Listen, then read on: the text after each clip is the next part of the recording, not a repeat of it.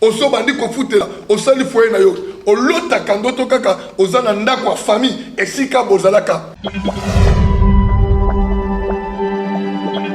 Izala ko lanta baba kangela mulai singa. Tinenga zoli aso ba belie akosana nini akozonga. Bandoto nini yo lotaka. Bakanga yo quelque part. Le langage par des songes. Dieu parle tantôt d'une manière, tantôt d'une autre.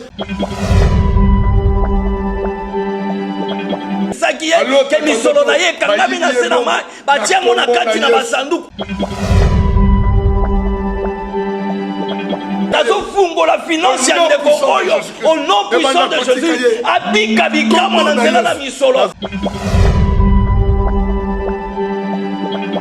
Seigneur, shalom. Shalom. Nous voici encore pour le compte de votre émission Action chrétienne pour l'intercession. Moi, votre humble serviteur, l'évangéliste Jacques Daya de la grâce de Dieu, après que Tozalaki n'avait mission à Bisso, Oyo, la fois passée, Tolobelaki sur l'impact du sang dans la vie des enfants de Dieu, Oyo, Tofungolaki un peu en long et à large pour que toi et moi, yo mwana na nzambe oyo ozolanda biso na nzela na chaîne na bino oyo Ayad TV boyeba na ko comprendre o ezalaki topé o ezali l'impact ya sang. Comment est-ce que l'Éternel Dieu avait utilisé le sang même na kati ya jardin, parce que ndenge tolobaki quand l'homme a péché ayebaki na ko sala bilamba na bakasa akeko bombana, mais quand l'Éternel Dieu est venu ayebana ki ko benga moto. Mais l'homme était caché parce que azala cuisine. Et Nzambe aibaki na koboma nyama makile sopana ki pona recouvrir ezali la nudité de l'homme. La nudité tozozo ngona image ya péché. To sala ki émission dans ce sens. Première émission to sala ki tolobela ki ils l'ont vaincu à cause du sang. Na témoana to kabola ki ango na première partie, na deuxième partie. Et Tokei Kosuki sa émission na biso ezalaki sur le sang toujours. Wana kuna tolobaki le sang vous servira des signes. Mais aujourd'hui, l'Éternel notre Dieu a memi biso lisusu mosika, a memi biso lisusu na profondeur, parce que na kati na émission oyo Action chrétienne pour l'intercession. Nous voulons que chacun de nous comprenne comment est-ce que l'Éternel Dieu a lingito yebako bimana ignorance. A lingito zalapena ba oyo bazali averti pour que l'obina biso ezala yakolela lisusute. Voilà pourquoi nous sommes là encore aujourd'hui na plateau na biso ya télévision. Comme vous pouvez remarquer, na yenga mon côté, j'ai un invité avec moi qui a aussi un message de la part de l'Éternel notre Dieu. Et notre invité a koyeba na ko fungola biso lisusu o ezali penser ya Nzambe pour que ngana yo tokota na mozindo, ngana yo toyeba ko simba oyo ezali ya motuya kobima o ezali na ba piège moini satana aza ko tia biso na kati na ignorance na biso tozo koya. Voilà pourquoi nous sommes là na cadre ya émission na biso Action chrétienne pour l'intercession. Et notre invité est là, c'est un instrument que l'Éternel Dieu va utiliser pour que toyeba na kozosusu ya motuya nanzela na chaîne oyo Ayad TV. Voilà pourquoi na koumela tena maloba na ngai na kopesa oyo ezali invité maloba ayeba na ko se présenter auti wapi kombo na ye nini pe église oyo azokamba ezali nini tope ezali wapi akopesa biso adresse comme ça. Nanzela wana kaka akoti na biso mbala moko na pensée ya Nzambe par rapport ya émission na biso o ezali ya sika tokei nango awa. Monsieur révérend, bonjour. Bonjour pasteur Jacques Daya ou évangéliste Jacques Daya. OK, merci. Tozali awa na kati na chaîne na biso Ayad TV, toyambio parce que tu as un message oyo nzambe apesi pona libota na ye bazolanda biso tout à l'heure awa na kotikela yo oyo ezali maloba yo nde oyeba komema biso na cadre ya émission na biso oyo Action chrétienne pour l'intercession opesa biso oyo ezali thème oye nango pe okotisa biso na mozindo na nsima toyeba kobondela ndenge nzambe atie na motema na kombo na Yesu Masiya oyo tozali kosalela na tiki maloba oteya mboka yo. Ok, merci Thomas Tondo Mingi pa na yo Monseigneur Nzambe évangéliste Jacques Daya na Tondio Botondi Mingi pona koyambanga sikoyo na émission na biso oyo Action chrétienne pour l'intercession ya chaîne na biso Ayad TV. Merci. Nga na bengami na kombo ya révérend Serge Mbwaki na zo kamba elongo na Monseigneur Nzambe évangéliste Jacques Daya pasteur Yves Assemblée pentecôtiste Bethany dans la communauté il y a EPCC et Kutamito et Djwami na 17e rue ya poids lourd na avenue Fankilanga numéro 6 de Tozawana référence déjà abattoir de Sikap Tozo Sala Mosala na Nzambe. Alors toza awa pona tina na koloba na para Nzambe pe ko bondele longo na ba landinyoso to bande kono so na biso de près ou de loin na continuité na oyo Monseigneur Nzambe albandaki koloba likolo na le sang vous servira de signe. Zamba lobelaka Israël yambona kobima na mboka en Égypte.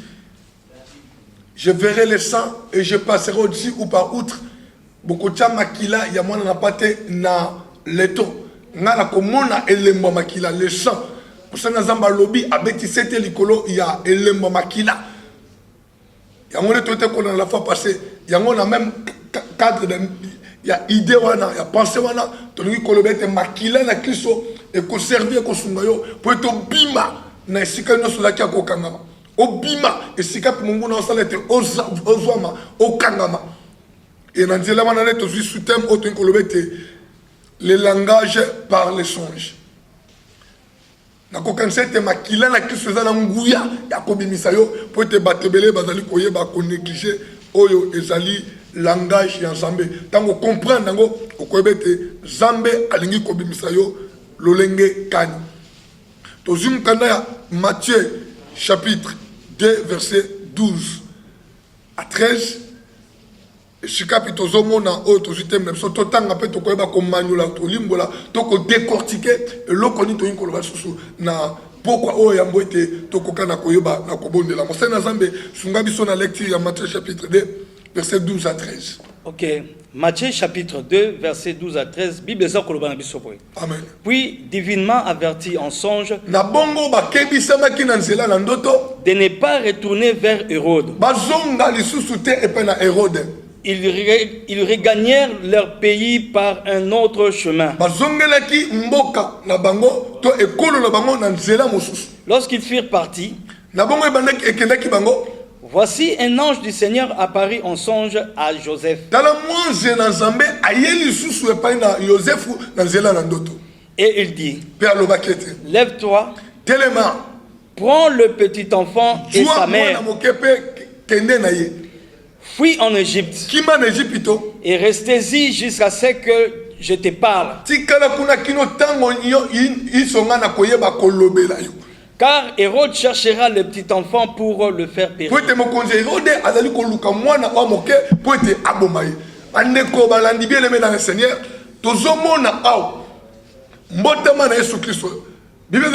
Jésus est né à Bethléem. Verset 1 chapitre 2 à Matthieu. Yesu abotami na Bethlehem. Metanga botami batuna mayele ba ye po te ba gumba melaye ba kumisa ye ba pesa ye mabonza makabo o ba ye nango na kolokola mokonzi. Ezaki na mokonzi za ko dondo ko koza na tango na ba benga mokonzi Hérode. Asepela kite na mbotama na Yesu Kristo. Tanga moni eke batuna mayele ba ye po te ba gumba mela mokonzi. Alobete bokende soki bo moni ye boya koyebisa ngai. Nalikanisi moto na Nzambe zaki aya kogumba mela mwana na Nzambe te Monseigneur Nzambe te mokonzi mais zaki poete aya aboma mwana wana Nzambe waza likolo amona kalolenge nyoso batazo kanisa ay koyebisa bato na mayelo to benga les mages na ndoto abi bino bokei kogumba mela mokonzi abotami Pour la mizoto nezali kongala. Yende mokonzo na tomboli. Bozonga lisusu nzela wana te po ete bolekepe na mokonzi Herode. Bolukanza musu bozonga na mboka oya bino. Bango pe badwa kinzela mususu. Na sima zamba tikala kimia te. Aye koyebisa epe na Joseph o avec la Marie. Abi Joseph alobeli na nzela na ndoto parce que sous-thème na faisant le langage par le songe. La sima na kolobela biso o motuna zamba lobeli biso sur le sang vous servira comme signe. Et si Joseph alobete Joseph telema kima na Égypte na mwana wa moke po ete Hérode azolukete ayeba kubumaye alobaki na nzela na ndoto.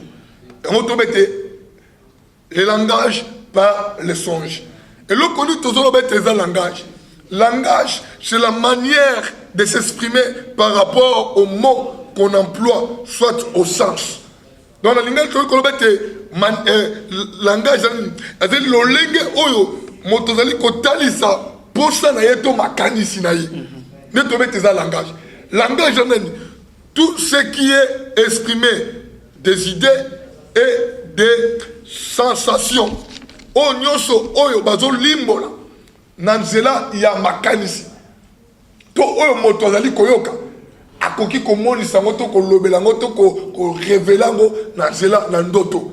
Est-ce que yo o considérer ka bandoto na yo benemi batebeli lelo moto na Nzambe bazo mona bandoto lokolo loko pamba akomonga ndoto moko boye abingana ndima ka bandoto te même akomi lobi na Matthieu Zamba lola aye kolobela bato na mayele na nzela na ndoto bozongela nzela te pe na mokonzi Herode po etazo luka aboma mwana asuki wana te akei kolobela susu Joseph abete keba zomona moke pota na yembango na Egypte. Pourquoi po ete mokonzi Herode azolunga azwa mwana oyo aboma ye lokite mission na ye ekoko kisamate toujours na bandoto Job azolobete Dieu parle tantôt d'une manière, tantôt d'une autre, on n'y prend pas garde. Zambazo lo lenge na lo lenge na bandoto batozo kebisa mate.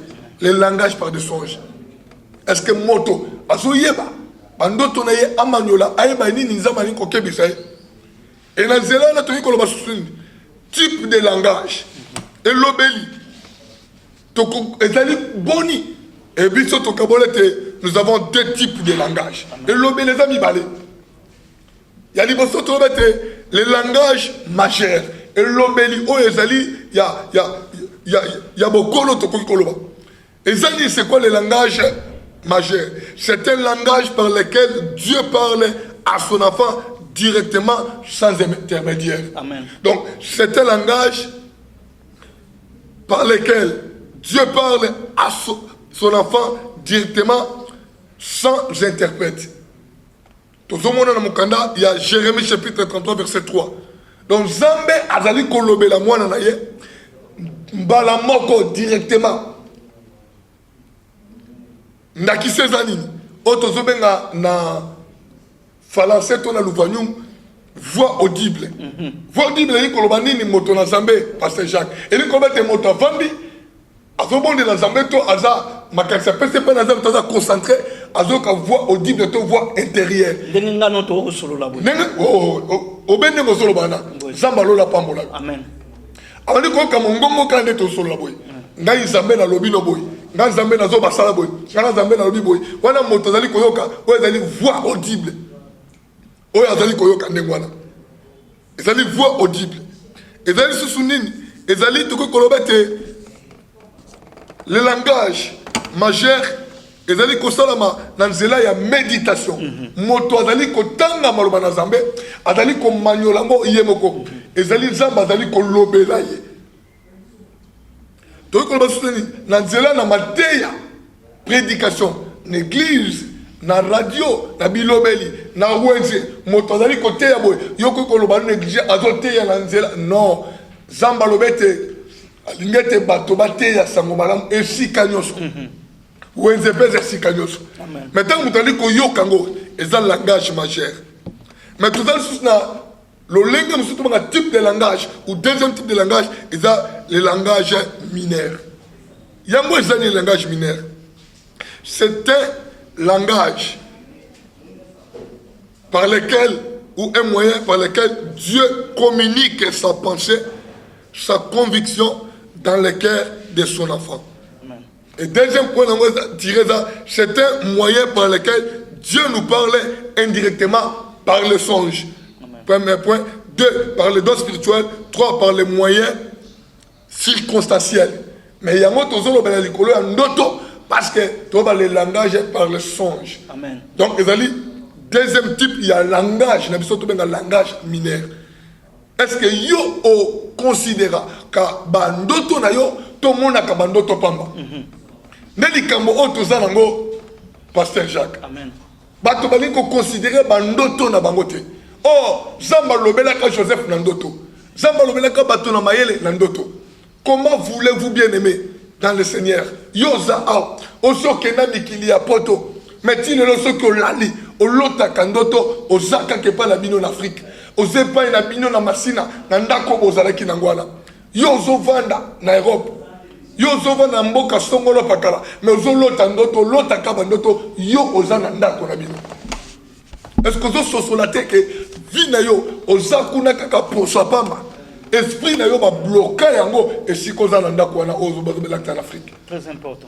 Yo olali oso longo na ndako ozalaki nango pa na bino la parcelle familiale. Oso bandi ko futela osali foye na yo olota kandoto kaka ozana ndako famille esika bozalaka famille mo bozana bozawana bozo solo na ba cousin bozo lia bozo ba kambuno. Ce n'est pas possible, c'est-à-dire ton esprit est bloqué quelque part. Tikane so beneme ozakati na servitude ozakati na boumbu ozakati na esclavagisme ozoye bate. Donc moto na zambe Jacques moto wana alongwa na nzoto mais na molimo ye azawana izala ko lanta baba kangela mulai singa tinenga zolia se ba belie akosana nini akozonga bandoto nini yolotaka yolalaka olotaka bandoto ozaka kana samba olotaka bandoto bazolanda yo mbangu ozopota mbangu na samba mais yo olali na ndako na yo eza normal teli kolobete ozana boumbu bakanga yo quelque part. Le langage par des songes. Dieu parle tantôt d'une manière, tantôt d'une autre. Zambalo baka lolenge na lolenge. Ce que Zambalo belaka Joseph, zwa mwana muke, longwane awa, kende en Égypte, pour être mokonze rod, alingi komo maye, elingi kolobete Zamba mona kete, lolenge na kwe kolobela pe moto, ezape na nzelandoto. Zambalo baka na nzela ba don spirituel, na nzela ba moyen moko za circonstanciel, mais a to zui moyen moko za na nzela ndoto. Bien-aimé dans le Seigneur, yo o lotaka nini na vie na yo. Ezala bato mususu aza awa tango alali akolota kaka ndoto amemaka ba kilo na mutu asalaka bisala moko na travaux forcés eza corvée moto wana aza esclave bazo travailler yo na monde de ténèbres oza moumbu ozo yebate. Bien-aimé dans le Seigneur, ndoto nini yo olotaka. Yo sosi sa classe, oza diplômé, oza universitaire, mais yo olotaka bandoto kaka ozotanga oza na école primaire, ozotanga oza na humanité, eza normalité. Comment yo sosi sa classe olotaka ndoto kaka yo ozotanga. Bien-aimé, diplôme na yo eko servi yo na rien. Attends le lozi ba titre. Ozo sala bambongo ozo kende okomone tena miyambo akufa bambongo no sala kipamba lobi musele kufi okomu comme lokola mutu moko o atanga kité comme quelqu'un qui n'a pas passé sur les bancs de l'école. Pourquoi? Parce que ton esprit est arrêté quelque part. Bien-aimé dans le Seigneur, keba bandoto ni yolotaka yototaka bandoto ka na butu ozolia ezamba na côté même balebele olotaka surtout kaka ozolia olotaka bazo peso biloko lia eza normalité. Comment yo lala kolota kaka ozolia oliaka nini na butu. Bien-aimé quelque part ozana boumbu sosola etana yo eza nini. Évangile Jacques a été kolobela biso le sang vous servira de signe. Il y a la puissance du sang de Jésus, la puissance du sang de l'agneau. Après ce verset à l'Apocalypse, ils ont vécu à cause du sang de l'agneau et à cause des paroles de leur témoignage, il y a la puissance du sang de l'agneau. Nguya ya makila na Yesu Kristo et kokango la yo. Yo ozolanda biso na tango. Yo ko na biso n'importe quand. Tango zoyo kama loba o tozo déclarer na kombo na Yesu Kristo. Nguya makila na Kristo et banda ko simba yo et banda ko kango la yo. La puissance du nom de Jésus, la puissance du sang de Jésus. Nguya makila na Kristo et banda ko sala. L'alliance éternelle. Où ils ont conclu dans la makila na Yesu. Et banda ko kango la yo. Il y a un moyen. Oh yo koki komima. Il y a un Dieu dans les cieux. Il y a un Dieu dans les cieux. Il y a un Dieu dans les cieux. Oh azo kanisa ko kango la yo. Mais après sa solution, la cela la makila na Yesu Christ. Bien aimé dans le Seigneur. Bandoto nini yo lotaka. Lotaka bandoto nini. Il y a un moyen koki komima. Nguya makila na Yesu Christ. Le sang de Jésus. Si le sang d'Abel criait, la Bible dit le sang d'Abel crie jusqu'à moi, comme nous avons dit le sang de Jésus-Christ crie mieux que celui d'Abel. Nguya makila na Yesu Kristo ezali kokanga pona tina na yo. Ezala moto moko wa kufa pona yo. Wa matane kulusu. Wa mikama pona yo. Po ete yo kango la malabando to wana. Nguya nyonso ezo simba yo. Ezo memo kanisa kama kamabe. Ezo memo olota kamabe. Ezo memo yo olota kozo travailler. Ezo memo yo olota kozo na samba. Ezo memo olota kozo tanga. Na zo pesa mitindo. Lokola moto na zambe. Ebanda kotika yo siko. Au nom puissant de Jésus-Christ de Nazareth. Sois libéré maintenant. Au nom de Jésus-Christ de Nazareth. Ate sika yo sali. Ozala awa na Kinshasa. Ozala mikili apoto. Nazo libérer la puissance du nom de Jésus. Nazo libérer la puissance du sang de l'agneau. Le sang de Jésus-Christ. Oh, pasteur Jacques, tu kolobé la biso. Eva na simba yo. Etika yo. Na kombo na Yesu. Nguye nyoso mabe. E simba yo susute. Etika yo. Bima na samba wana. Comment l'autre kando tobe le mien osa na samba? Yo zamu tozani amate.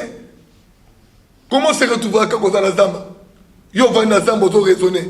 Yo va na zamba ozo lukanzela kokende. Et koki kosala mate. Il y a un Dieu qui a pu penser à toi. Ils en ont jamais moko kanisa yo. Yambo ete yo yeba yekutu. Tala tina pusi biso. Na nzela na chaîne o Ayadi TV. Okokana ko yoka lolaka o. Et que yanguya ya makila na Yesu Kristo. Nazo déclarer te banda kotika yo avec le pouvoir qui m'a été confié. L'autorité qui m'a été investie. Nazo banda kombo na Yesu Kristo. À travers la puissance du nom de Jésus. À travers la puissance du sang de l'agneau. Et kokakotika yo. Et c'est là au nom de Jésus-Christ. Au CP là. Na classe au tango tanga qui pambate. Au voyageur qui pambate bien-aimé. Yo voyageur au lot takandoto en Afrique. Yo lot takandoto aux anasena mai. Mais aux amutu. Vraiment. Ils ont battu msou balingako kolobate. Moto na zambe. Tambola. Tuna batu. Okomona batu bazana makambe beli na mitema balobakate. Moto azako tambola mokili. Na sena tango malota kandoto kaka azana sena mai. Alota kandoto azana sena mai. Azala kawana ayoka kama kolopio. Ye ma pio bandaka makolo pio nzoto koto moto maloba kelo kote. Bien-aimé, eli kolobete yo zana mokili oyo. Mais esprit na yo ezana mai. Ozana milimo mai. Il faut bima. Donc, Bible vous connaîtrez la vérité et la vérité vous affranchira. Dans un peu, ça me dit le secours. Bima na mai au nom puissant de Jésus. Puissant de Jésus. Comment vous avez cause na mai? Vous avez cause mais aux autres aussi, mbongo. Mais mbongo, c'est mbongo, il y a Zaïre, un nouveau Zaïre. Alors que Bissot, c'est franc congolais. Et il y a quelque chose bien aimé. Et il y a finance sur Bakangango. Donc, comme il y a un nouveau Zaïre, il y a un mikilo poto bolia kala, ba franc, ba dollar, na évite mbongo bolia kala. Mais au l'autre, quand d'autres cas aussi, ba nouveau Zaïre, il y a des finances sur Kangama. Nous avons clé au encore la pesa biso. Nous avons la finance tayo et si koja, ozali koyo kabiso. Na combo na Yesu Christ Nazareth, finance tayo et fongoma au nom puissant de Jésus-Christ. Finance tayo la libérer au nom de Jésus-Christ. Nous avons libéré onction financière et simba misala na yo, et simba manzela na yo, zambalola, zambaliance apambola yo. Soko za na posta na biso ko benga biso na libéroana.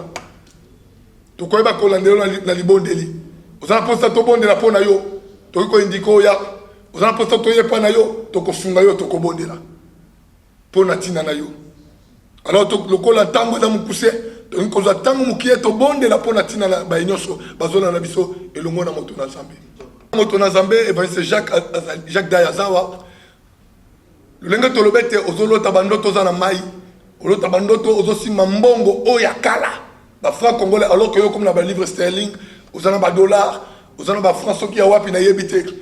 Et simba ezamba la muté oza awa to comme na ba franc congolais yo lota kandoto kaka to za ba nouveau zaï finance to bakangi o lota kandoto oza na sena mai bakango na milima mai o lota kandoto oza na zamba oza na esclave o lota kandoto zo mema biloko oza na ba travaux forcés oza moumbu quelque part o lota kandoto ka ba zo lesa yo eza normal te yo lota kandoto ozoka posa masuba o surtout ki mama subi na momoto atako bato habite beleme bakosa ka conscience te yo moko miyek malamu na kombo na Yesu Kristo nguya wana sala comme ba befe wana etika yo au nom puissant de Jésus Christ. Voilà pourquoi to sali la ngonga et le mona mosai na Nzambe pasteur Jacques mokumba zamba pese ki biso pour na émission oyo action chrétien pour l'intercession tozo bondela quelques sujets pour na bandeko nyonso o bazolanda biso o baza concerné et si ka nyonso ko koyoka biso ngolu na Nzambe ko simba yo car la parole de Dieu court avec vitesse. To andi ko bondela nanu to ko bondela Nzambe pour na ba nyonso oyo balota ka bandoto bakangami na Nzambe mais soki ezaka na yo to bondeli yo sambele longo na biso. Ce n'est pas de la magie. Eza makambo oyo eza Nzambe to yo pe sambela bondele longo na biso lobete Nzambe na lola longola nga na likambo oyo aba seno bazali ko bonda boy yanga likambo esila sikoyo tozo ko biso le Dieu de maintenant. Amen. Eza lobite sikoyo kande tozo loba nguya wene sikoyo moto na Nzambe tozo bondela pona bandeko nyoso oyo bakangami na Nzamba alota kandoto aza na Nzamba alota kandoto azotambola na Nzamba alota kandoto avandi na Nzamba tozo pesa ordre makila na Kristo esungelo ko lembo nguya na kombo na Yesu esimba ye abanda kobima na kombo na Yesu Kristo. Alléluia. Au nom de Jésus-Christ. Nazali ko bele la sikoyo Nzambe na lola. Nguya na Nzambe na bomoi. Kaka ndenge tozali na kati na plateau oyo ya Ayate TV. Bena zela na émission Action Chrétienne pour l'intervention. Tala ndeko oyo kangami Nzambe na lola. Apusani pembeni. Po azali na pusa komona loboko na yo. Na zela na bandoto na yazo kangama. Na zela na bandoto na ye azana kati na Nzambe. La bandoto na ye azali na sena mai nazali kopimisa ye au nom puissant de Jésus. Alléluia. Nazali kopimisa ye au nom de Jésus. Azali musika kasazolota bandoto azali sika oyo bakoki ko expliquer yango te dans le nom puissant de Jésus.